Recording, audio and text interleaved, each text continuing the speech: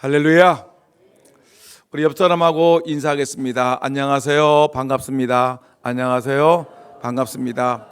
옆 사람에게 졸지 마세요. 그래봐요. 졸지 마세요.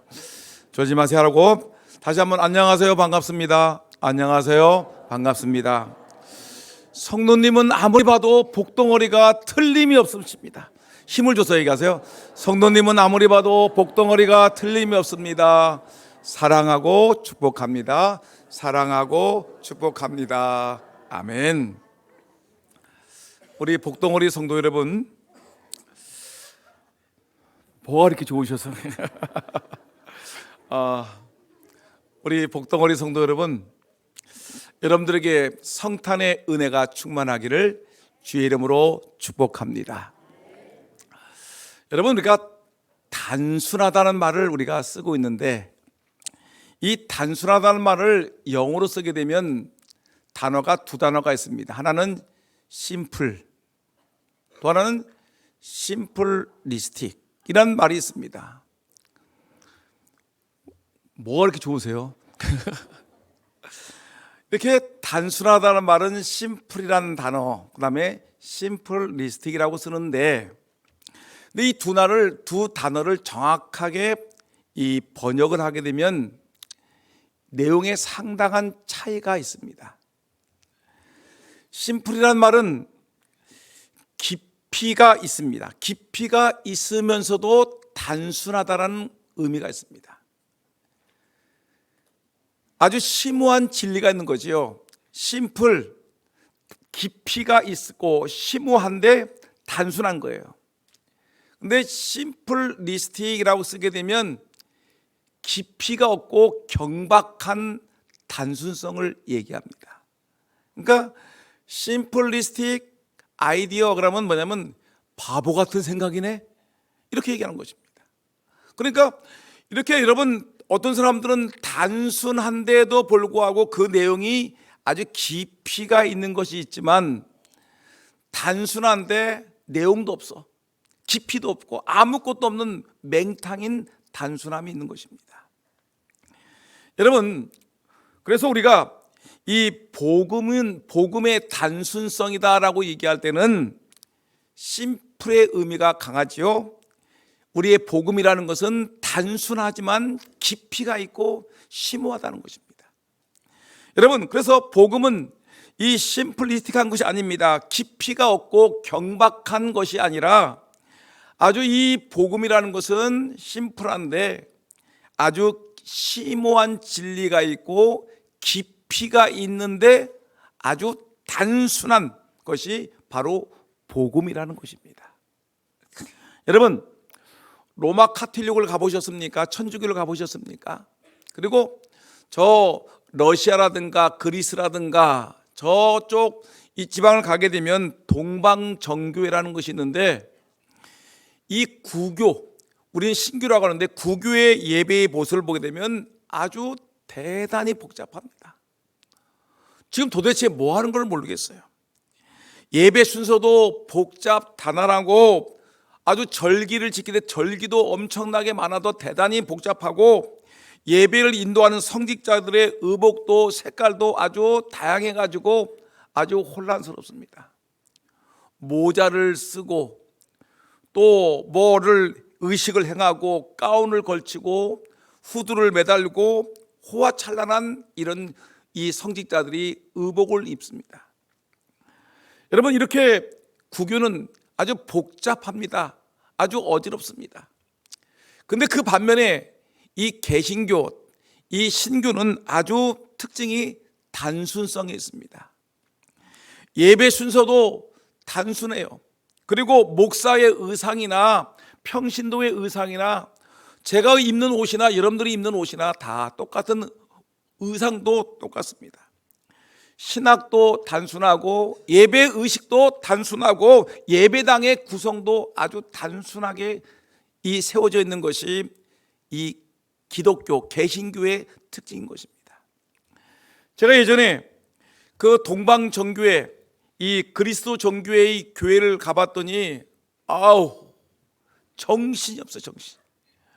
온 교회 들어가는 입구부터 예배당 천정까지 벽가까지 온천히 뭐 형상을 만들어 놓고 거기에다가 그림을 그려놓고 아주 정신 혼란스럽게 하는 복잡한 곳이 바로 동방정교회의 모습, 또 천주교의 모습인 것입니다. 여러분, 복잡한 것은 틀릴 가능성이 많습니다. 그리고 고장날 가능성이 아주 많습니다. 그러나 단순한 것은 별로 고장이 날 것이 별로 없습니다. 고장이 나면은 그냥 쉽게 고칠 수 있는 것이 이 단순한 것입니다. 여러분, 기억하십니까? 우리가 자동차가 있죠. 자동차는 수십만의 부품을 가지고 조립해서 만든 운송수단이 자동차입니다. 여러분, 이것은 수많은 기계들이, 수많은 부품들이 조립된 것이기 때문에 여러분, 고장도 쉽게 나고 고장 나게 되면 아주 크게 고쳐야 되는 것이 이 자동차의 모습이죠. 근데 똑같은 운송수단인데도 불구하고 자전거를 생각해 보게 되면 자전거는 아주 간단합니다.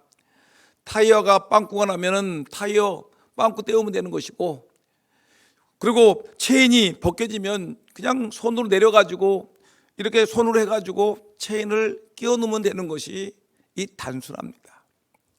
여러분, 복잡하다고 다 좋은 것이 아닙니다. 여러분, 단순하다고 나쁜 것이 아닙니다.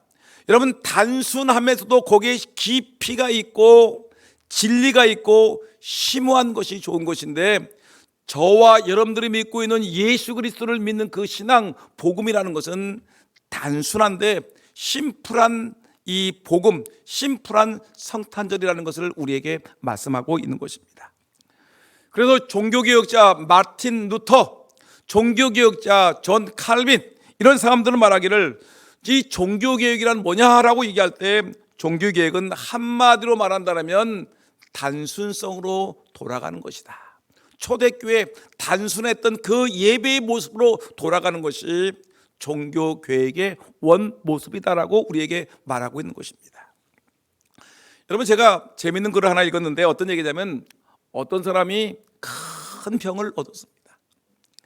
이 사람의 병의 증세가 뭐냐면 여러 해 몇 년 동안 귀가 막 울리는 거예요. 귀 울림이 심합니다. 찡찡 소리가 나고 막 귀에 막 이상한 소리가 들리고, 그 다음에 눈이 충혈이 됩니다. 눈이 뻘겋게 충혈이 되고, 말을 하려게 되면 뭐 갑자기 얼굴이 붉어지고 숨이 콕콕 막히는 것입니다. 그래서 병원을 찾았는데 몇 년 동안 병원을 다녀봐도 병원에서는 그 원인을 찾지 못합니다. 그래서 엑스레이, CT, 뭐 MRI, 모든 병원에서 동원할 수 있는 모든 의술을 다 동원해 가지고 이 사람의 병명이 무엇인가를 찾아보았지만 도저히 병명을 찾지 못합니다. 아무리 좋은 약을 먹어도 이 병을 낫지 않습니다. 먹어도 조금 있으면 귀에서 소리가 나고 얼굴이 붉어지고, 말만 하면 얼굴이 붉어지고 눈이 충혈이 되는데 도대체 이게 무슨 병이냐, 아무리 찾아도 낫지 않습니다. 그래서 그 사람의 주치의가 결론을 내렸습니다. 선생님의 수명은 이제 제가 보기에는 6개월 정도 남은 것 같습니다. 6개월 남았으니까 먹을 거 실컷 드세요. 다리는 건강하니까 그냥 실컷 다니고 싶은 여행지를 다 다녀보세요. 그리고 뭐 하고 싶은 거, 입고 싶은 거 다 입으세요. 그리고 그날을 기억하십시오 라고 얘기를 하는 것이었습니다. 그래서 이 사람이 슬프지만 뭐 의사들이 내 병을 고칠 수 없고 뭐 답답하지만 어쩔 수 없으니까 이 환자는 자기가 평상시 하고 싶었던 것이 하나 있는데, 한번 좋은 옷 좀 한번 입어보자. 내 평생에 언제 좋은 옷을 입어보겠느냐. 그래, 내 가진 재산 가지고 서울에 있는 좋은 양복점에 가서 양복 한번 멋지게 맞춰 입고, 그리고 와이셔츠도 아주 멋진 와이셔츠를 한번 내가 구입해서 내가 입어봐야 되겠다 해가지고 서울에 올라가 가지고 아주 유명한 양복점에 가가지고 양복을 맞추고 와이셔츠를 맞췄습니다. 양복 재단사가 얘기합니다.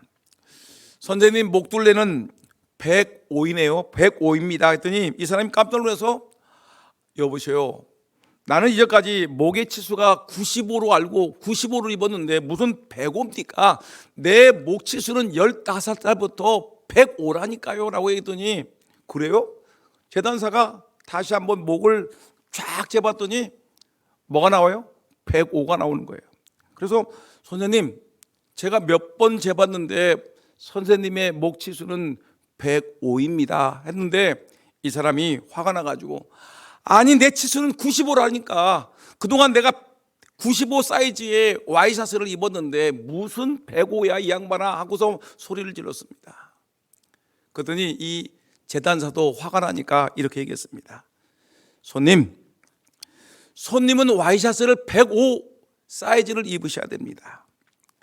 근데 계속해서 고집을 부리면서 작은 95 사이즈 와이셔츠를 계속 입으면 선생님에게 목조임의 형상이 일어나가지고 목이 쨍겨가지고 귀에 울림이 생길 것이고 눈에 충혈이 날 것이고, 그리고 조금만 말해도 얼굴이 붉어지면서 숨이 헐떡거릴 것입니다.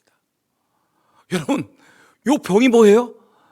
지금 유명한 종합병원에 가서도 MRI를 찍어봐도 나타나지 않던 그 병의 원인이 뭐냐면 너무너무 단순하지 않습니까?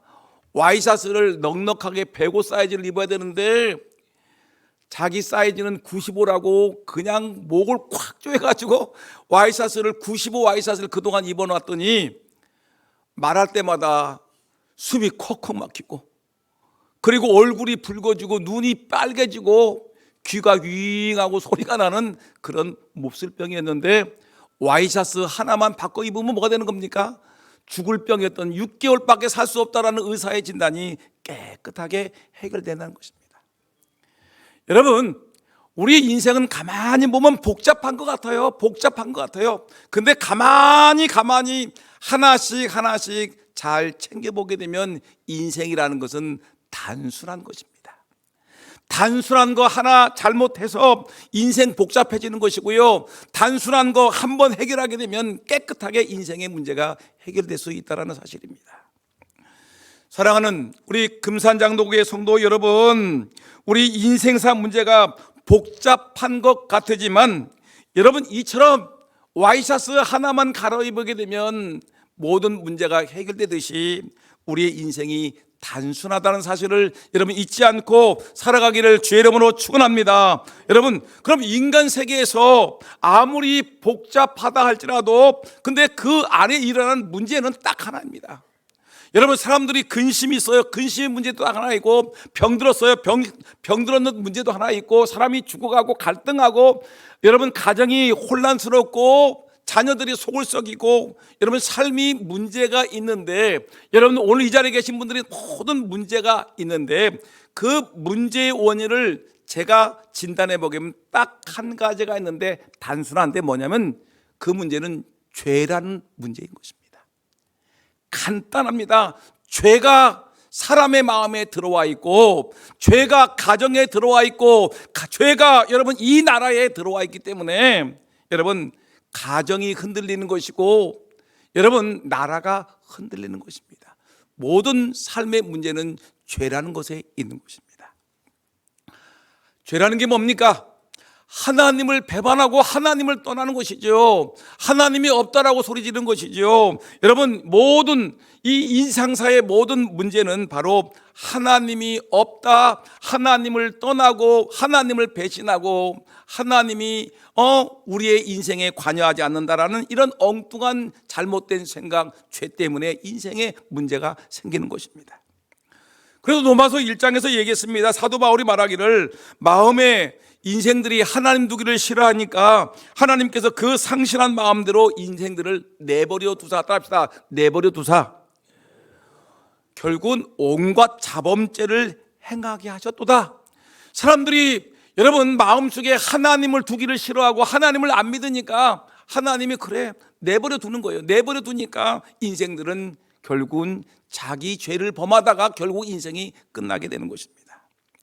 죄는 이처럼 인간의 근본적인 문제를 일으키는 원인인 것입니다.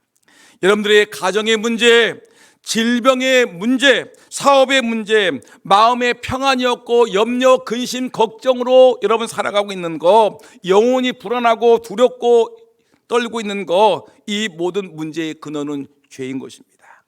죄라는 것은 한마디로 말하면 단순한 원인에서 시작되는 것입니다. 그러면 여러분, 우리가 오늘 제가 설교하는 것은 심플입니다. 단순한 것입니다. 심플. 깊이가 있으면서도 아주 간단한 단순한 것이 바로 오늘 심플이라는 것인데, 여러분, 그 근본 원인이, 우리 인생의 모든 문제의 원인이 죄라는 단순한 원인이기 때문에, 그러면 이 원인, 단순한 원인을 알게 되면 여러분, 이 단순한 죄라는 문제를 가지고 여러분 단순하게 해결할 수 있는 길이 있는데, 그것이 바로 뭐냐면 예수 그리스도라는 것입니다. 여러분, 오늘 우리가 공부하는 말씀이 어디입니까? 아기 예수님이 탄생하셨다는 것입니다. 아기 예수님이 탄생하셨는데, 여러분, 예수님의 그 탄생할 때 예수님의 이름이 뭐냐? 예수라는 이름인데, 마태복음 1장 21절 말씀 한번 읽어볼까요? 다 같이 졸지 말고 다 같이 시작. 아들을 낳으리니 그 이름을 예수라라. 이는 그가 자기 백성을 그들의 죄에서 구원할 자심이라. 여러분 보세요. 제가 이전까지 얘기한 것은 우리 인생의 모든 문제의 원인은 단순한 뭐 때문에? 죄 때문에 일어나는데, 이 죄의 문제를 해결할 수 있는 단순한 이유가 하나 있는데 뭐예요? 누구 때문에? 예수님만 우리가 마음속에 믿고 의지하고 따르게 되면 우리의 인생의 문제가 단순하게 한 방에 해결될 수 있다는 사실입니다. 여러분, 성경은 말합니다. 아들을 낳으리니 이름을 예수라 하라. 이는 그가 자기 백성을 그들의 죄에서 구원할 자심이라. 여러분, 예수님은 우리를 죄에서 구원할 자신데, 죄는 우리를 불안하게 하고 두렵게 하고 병들게 하고 약하게 하고 우리의 근심, 걱정, 염려를 일으키는 모든 삶의 나쁜 원인이지만, 이 나쁜 원인인 죄를 해결할 수 있는 유일한 길은 바로 예수 그리스도, 우리의 구원자 예수 그리스도만 만나게 되면 문제가 해결될 것을 성경은 우리에게 말씀하고 있습니다. 예수님은 우리의 죄의 문제를 구원하실 구세주이십니다. 믿습니까? 예수님은 영원한 우리의 생명주이시고, 그 예수를 믿으면 우리의 인생의 모든 문제가 해결될 줄 믿습니다. 그러면 여러분, 제가 여러분들을 사랑하는 줄을 알고 있습니까? 여러분들 너무너무 사랑하는데 제 말이 농담인 것 같습니까? 여러분, 저는 여러분들을 진심으로 사랑하고 정말로 진심으로 모든 말을 동원해서 사랑합니다. 믿습니까? 그런데 오늘 본문의 말씀을 보니까 예수님의 탄생 소식이 목자들에게 먼저 들려지는 소식을 보고 있습니다. 여러분, 하나님께서 지금 천사들을 통해서 목자, 지금 베들레헴 인근에서 그 광야에서 양을 치고 있는 목자들에게 하나님의 천군이 나타나 가지고 목자들에게 나타나서, 얘들아, 베들레헴에 우리를 구원하실 구세주가 나셨다라고 복음을 전하는 것입니다. 아주 단순하게, 복잡하게 이 하나님의 천군 천사가 나타나 가지고 목자들에게 얘기하는 것이 아니라 아주 단순하게 너희를 위한 구세주가 나셨다라고 얘기를 하는 것입니다. 여러분, 근데 여기 이 복음을 얘기하는데 누구에게 얘기한 거죠? 여러분, 지금 이 가장 먼저 이 예수님이 탄생한다는 소식을 가장 먼저 알린 사람은 누구냐면, 물론 아버지 어머니가 알았지만 아버지 어머니 외에 가장 먼저 아는 사람들은 바로 그 당시에 제일 미천하다고 하는 목자들이 알게 되었습니다. 여러분, 그 당시에 목자들은 어떤 사람들이었냐면, 유대사에서 양을 치는 목자들은 대단한 비천한 신분 계급이었습니다. 교육도 제대로 받지 못한 무식한 사람들이었습니다. 그 당시에 종교인들조차도 양치는 사람들은, 이 사람들은 부정한 직업을 갖고 있는 사람이라고 얘기할 정도로 이 양치는 목자들은 아주 사람들이 무시하는 사람이었습니다. 근데 여러분 가만히 생각해 보세요. 왜 하나님은 이 복음을, 이 귀한 기쁨의 소식을 갖다가 왕이나 왕과 같은 정치가들에게 말해주지 않았을까? 왜 돈 많은 재벌가들에게 기쁜 소식을 말해주지 않았을까? 학문이 깊은 박사님들에게 왜 이 기쁜 소식을 말해주지 않았을까? 한번 생각해 보셨습니까? 근데 분명한 것은 성경은 분명히 말하기를 이 예수 그리스도의 탄생에 대해서 누구에게 가장 먼저 알렸냐면 비천한 목자인 이 아주 낮은 사람, 아주 무지한 사람, 단순한 사람, 힘없고 빽없는 백성들을 먼저 찾아가셔서 너희를 위한 기쁜 소식이 임했다라고 성경은 우리에게 말씀하고 있는 것입니다. 여러분, 오늘 이 자리에 계신 여러분들은 여러분 대단한 권력을 갖고 계신 분이 있습니까? 여러분 최소한 국회의원의 직분을 갖고 계신 분이 계십니까? 그러면 빽없는 사람이죠. 힘없는 사람입니다. 여러분 재벌가가 있습니까? 돈 없는 사람들이죠. 여러분 여기에 박사학위를 한 서너 개 갖고 있는 대단한 분이 계십니까? 없지요. 우리는 어떤 사람이냐면 비천한 사람들입니다. 세상에 권력도 갖지 못하고 남들만큼 부자도 아니고 우리는 남들만큼 배운 것이 없는 이런 평범하고 단순하고 배운 것이 미천한 사람들인데도 불구하고 여러분 감사하게도 우리에게 뭐가 왔습니까? 예수 그리스도를 믿으면 너와 내 집이 구원을 받으리라는 하나님의 복음의 메시지가 누구에게 왔어요? 우리에게 왔다는 것입니다. 여러분 목자에게 기쁨의 소식이 처음 들려졌듯이 여러분 우리 힘없고 빽없고 돈 없고 아무것도 가진 것이 없는 우리들에게 어느 날 갑자기 하나님의 영이 나에게 임하셔서 아무개 집사야, 아무개야 너 예수 믿어. 예수 믿고 천국 가라. 예수 믿고 구원받으라. 예수 그리스도가 너의 모든 죄와 너의 허물을 용서하시고 너를 천국 백성 삼아 주시겠다라고 여러분 말씀하심으로 말미암아 우리는 그 예수 그리스도를 먼저 믿음으로 말미암아 구원받은 백성이 되었습니다. 하나님은 천군 천사 보내셔서 미천한 목자들에게 복음의 말씀을 전해 주었습니다. 여러분 그 때문에 성경은 이렇게 얘기했습니다. 고린도전서 1장 27절 말씀 보니까 이렇게 있습니다. 하나님께서 세상에 미련한 것들을 택하사 지혜 있는 자들을 부끄럽게 하시려고 세상의 약한 것들을 택하사 강한 것들을 부끄럽게 하려 하신다.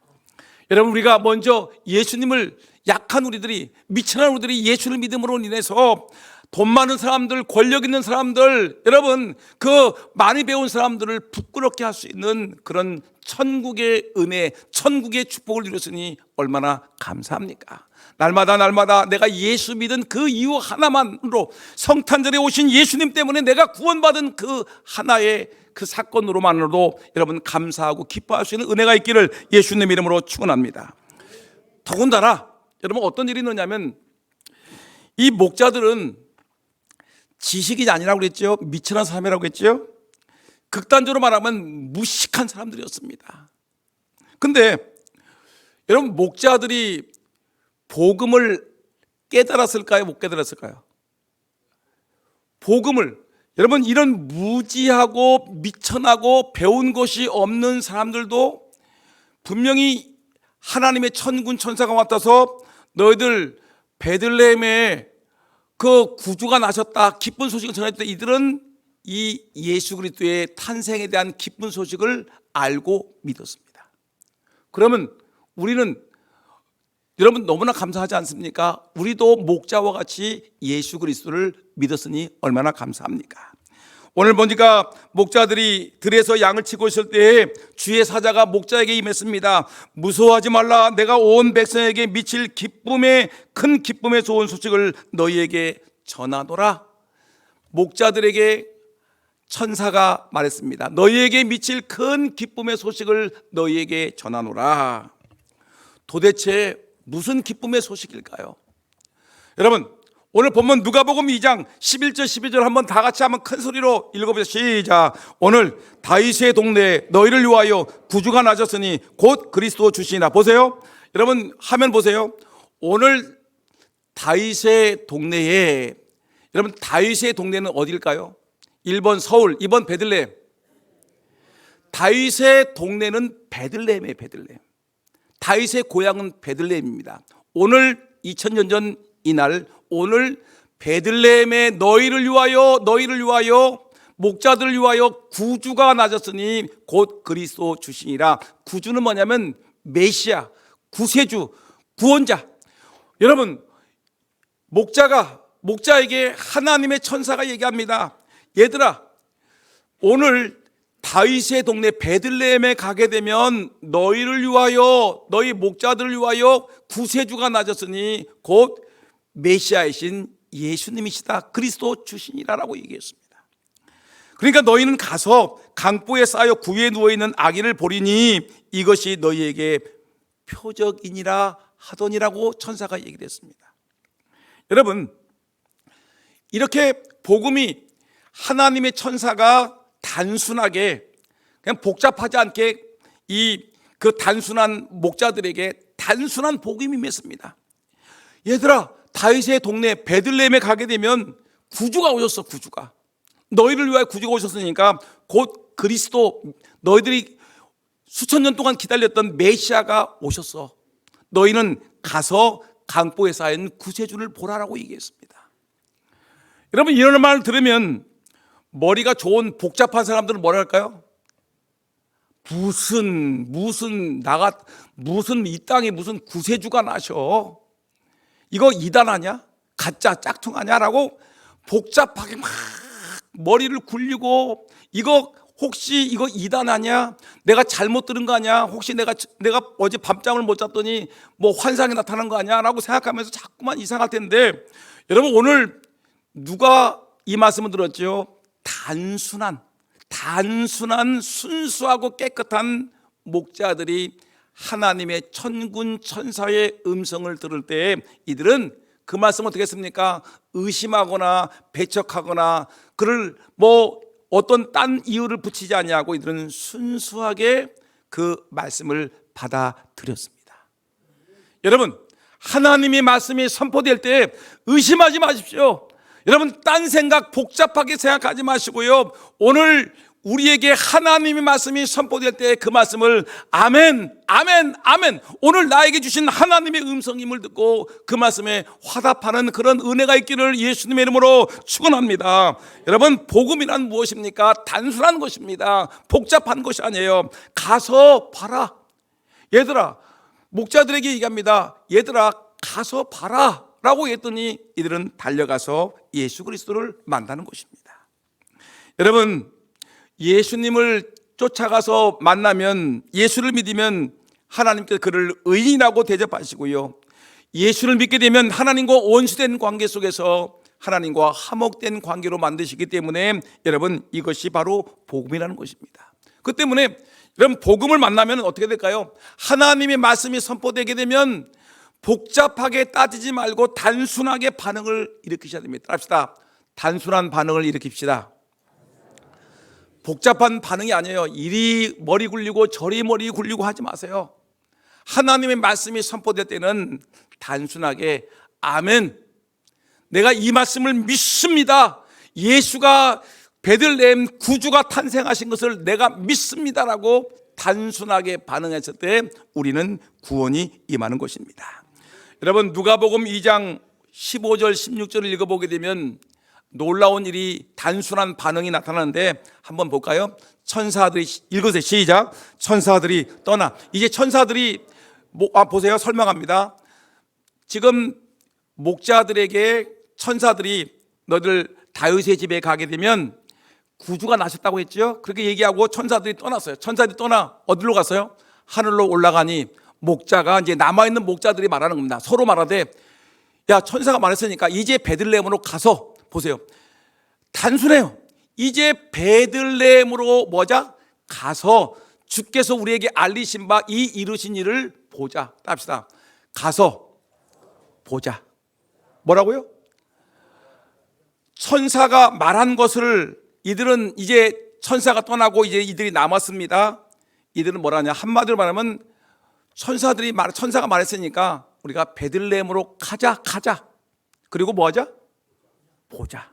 따라합시다. 가서 보자. 여러분, 가서 보자는 거예요. 가서 봤더니 어떤 일이 벌어졌냐면 빨리 가서 마리아와 요셉과 구에 누인 아기를 찾았습니다. 갔더니 천사들이 말한 것이 거짓말이었을까요? 진실이었을까요? 그렇죠. 진실이었죠. 가보니까 구유에 누워있는 아기가 있는데 아빠, 엄마가 있고 어린 아이가 있어요. 진실이에요, 진실. 그래서 이게 분명히 이렇게 얘기한 걸 보니까 이 아이가 우리의 구세주구나라고 이 천사들은 그 아기 예수를 구주로 믿고 그분께 경배하고 돌아왔다는 것입니다.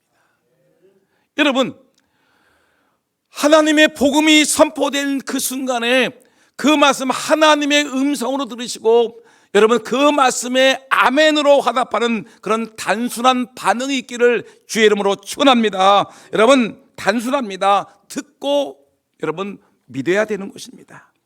요한복음 5장 24절 말씀에 이런 말씀이 있습니다. 내가 진실로 진실로 너희에게 이르노니 어떻게 해요? 내 말을 듣고 또 나 보내신 이를 믿는 자는 영생을 얻었고 심판에 이르지 아니하나니 사망에서 생명으로 옮겼느니라. 보세요. 진실로 진실로 예수님이 말씀하셨어요. 예수님은 진실로라는 말을 안 써도 되는데 오늘 여러분들에게 진실로 진실로 두 번째 강조를 하면서 내 말을 듣고 합시다. 듣고 나 보내신 이를 믿는 자는, 듣고 믿는 자는 영생을 얻었고. 놀라운 말씀이 선포되죠. 복잡하게 따지지 마세요. 여러분, 하나님의 말씀이 선포되는 그 순간에 하나님 말씀을 듣고 또 그를 믿는 자는 영생을 얻었다. 심판에 이르지 아니하고 사망에서 생명으로 옮겼느라 지옥에서 천국으로 옮겼느니라 라고 성경은 우리에게 분명히 말씀하고 있습니다. 여러분 보세요. 보고 믿는 신앙이 고급입니까? 아니면 보지 않고 믿는 신앙이 더 고급 신앙입니까? 어떤 신앙이 더 여러분 귀한 신앙이고요, 눈으로 보고 가서 예수님을 만져보고 믿는 신앙이 고급 신앙입니까? 보지 않고도 하나님이 말씀하신 것을 내가 보지 않고 그 말씀을 믿고 여러분 믿는 것이 더 고급 신앙입니까? 당연하죠.